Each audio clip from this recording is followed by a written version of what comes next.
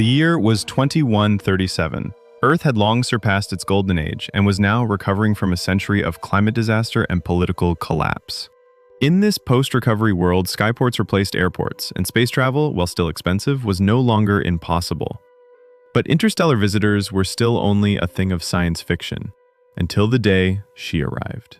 Arav Malik, a 28-year-old ex-astronaut turned mechanic in New Kyoto, lived a quiet life repairing damaged drone ships and satellites. Once destined for space himself, an accident during training had cost him his shot at becoming a true explorer. He lived among stars only in his dreams, until one crashed in his backyard. A blinding light, a tremor, and the sound of cracking earth woke Arav in the middle of the night. A metallic pod etched with glowing alien runes lay half buried in his rice fields, and from within came her. Tall, radiant, and otherworldly, the woman who emerged was unlike anything Arav had ever seen. Her skin shimmered like liquid silver, and her eyes glowed faintly violet. Her hair flowed in waves that seemed to defy gravity. She looked at him as if she had known him forever. "I am Zyra of the Astran Dominion," she said in a voice that was both musical and commanding. "You are the one." Arav blinked. "The one what?" Zyra tilted her head. "The one I was shown in the vision. The human who will either save my people or doom them." And just like that, Arav's normal life was over. Zyra was from the planet Kalira, a matriarchal empire of beings born with elemental powers. She was a guardian, an elite warrior gifted with the ability to manipulate energy and matter at will. But Kalira was dying. A parasitic force called the Voidkin had begun corrupting star systems. Zyra had come to Earth seeking the ancient Tether, a mythical soul bond said to unlock divine potential between two beings. And she believed Arav was her tether. At first, Arav thought it was nonsense. He was just a mechanic with a limp and no ambition left. But as days passed, he began to feel a strange pull toward Zyra. Their minds connected in fleeting moments. He saw flashes of her world, her pain, her power, and her loneliness. She in turn learned Earth emotions through him. Zyra was powerful, but she had never laughed before, never tasted food the way humans did, never held hands for comfort. With Arav, she was slowly discovering a side of life her world never taught her: vulnerability.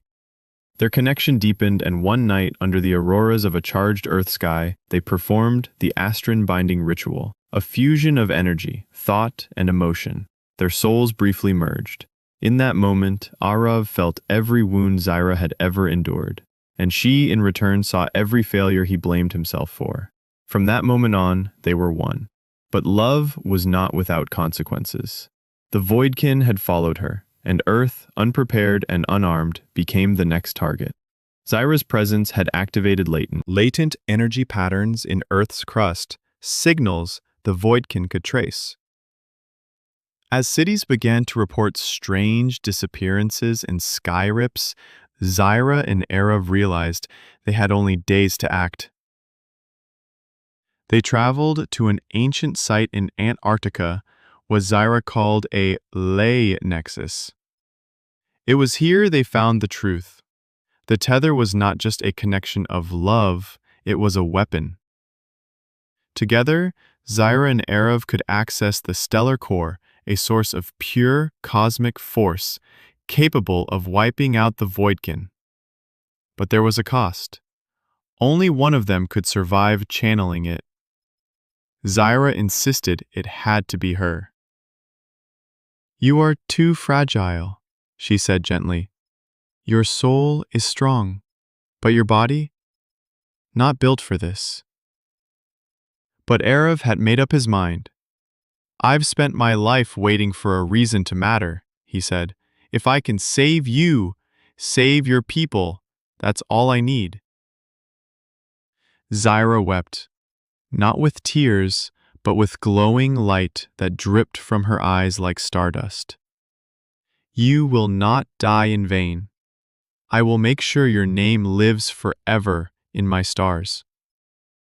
On the day of the eclipse, under a darkened sun, Arav and Zyra stood hand in hand atop the nexus.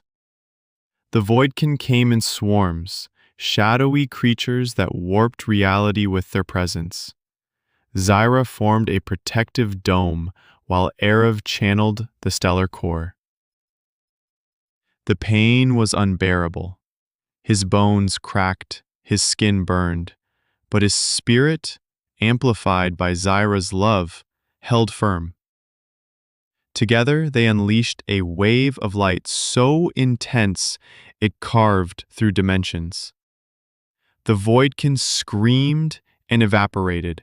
The earth was scarred but safe. Arav collapsed in Zyra's arms, but he did not die. His body had changed. Somehow, the energy had fused with him, turning him into something more. Weeks passed. Earth began rebuilding, unaware of the cosmic battle that had saved it. Zyra stayed by Arav's side, teaching him to control his new powers. They traveled the stars together, visiting Kelyra, where Arav was hailed as a savior. The once cynical mechanic was now a being of legend, but they never forgot the rice field where it all began. Every year they returned on the night of their binding, sitting under Earth's sky and watching the stars dance, reminding them that even across galaxies, love could bloom in the unlikeliest of places. And as Zyra whispered in his ear, her voice soft as moonlight, Arav knew. No matter how far they traveled, they were home. Arav's breath caught. An Astran-human hybrid child had never existed in the universe. Their offspring could be the next evolution, or a threat to the balance of cosmic power. And not everyone would welcome this child. Kelyra's ruling council, a group of ancient empresses known as the Celestarchs, summoned Zyra back home. Arav, though honored as the stellar hero, was still seen as an outsider, a fragile earthling who had no place in Astran politics. During the council meeting, emotions ran high. The union was dangerous enough, one empress hissed. But the child? This cannot be allowed to exist unchecked. It could destroy our future or rewrite it, another warned. Zyra stood tall, her eyes glowing brighter than ever. This child is a symbol of peace, of unity. We should not fear her, we should protect her. Arav, standing by her side, remained silent. But inside, a fire was building. He had once been powerless. Now he felt cosmic energy coursing through his veins. Still learning to control it, but it was growing. After heated debates, the council gave them an ultimatum. Leave Kelyra. Never return. Raise the child away from their realm. If the child was deemed a threat when older, they would come for her. Exiled from Kelyra, Arav and Zyra found refuge on a remote moon called Ilena, hidden behind a black nebula and invisible to most systems. There, in a gravity-tempered garden home built with Zyra's powers and Arav's mechanics, their daughter was born. They named her Seren. She had Zyra's violet eyes, but Arav's spirit. She could bend light, manipulate time in tiny bursts, and understand languages she'd never heard.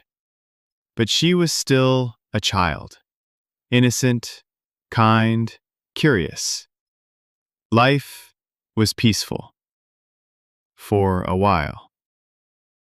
Until Seren began drawing visions in her dreams, visions of darkness, of something watching her.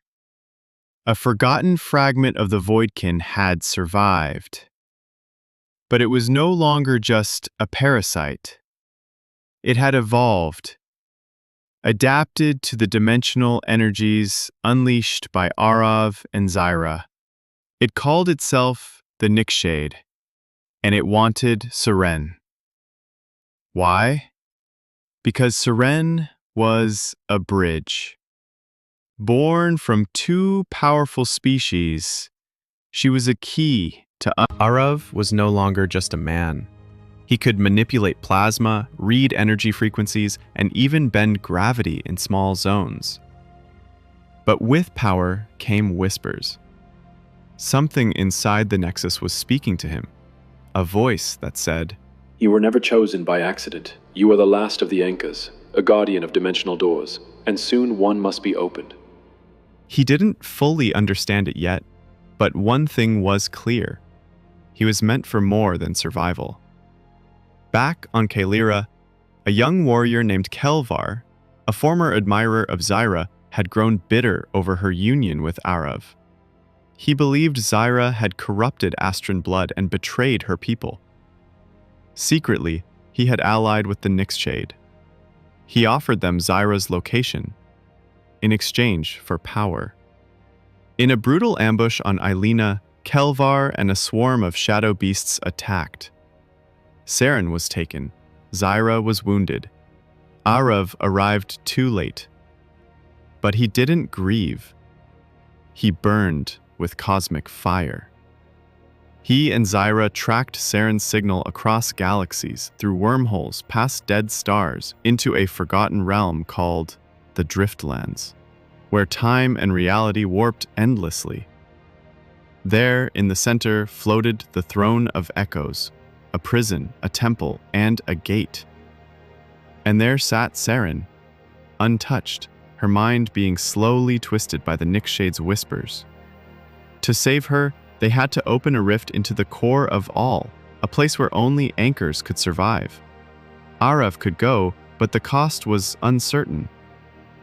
Zyra held his hand. "If you go in, you may never return. I already died once. What matters now is Seren, and you." Zyra kissed him, glowing tears falling again. "Then I will burn every galaxy until I bring you back." Arav entered the rift. Inside, time shattered. He was 10 years old, then 40, then unborn. His mind screamed. The Nightshade appeared, this time not as shadow, but as a mirror of himself. "Join me," it whispered. "Together we are evolution." But Arav smiled. "You mistake love for weakness." He summoned every memory of Zyra, of Seren, of laughter, of pain, of peace, and he exploded in light. Epilogue: The New Dawn. Seren awoke on a hill of starlight, her parents by her side. Arav had returned, but his eyes now shimmered with galaxies. He was more than a man. He was a beacon, a living star map that connected all life. Kelvar was gone, the Nightshade shattered. And Seren? She would be the future. Not feared, but free.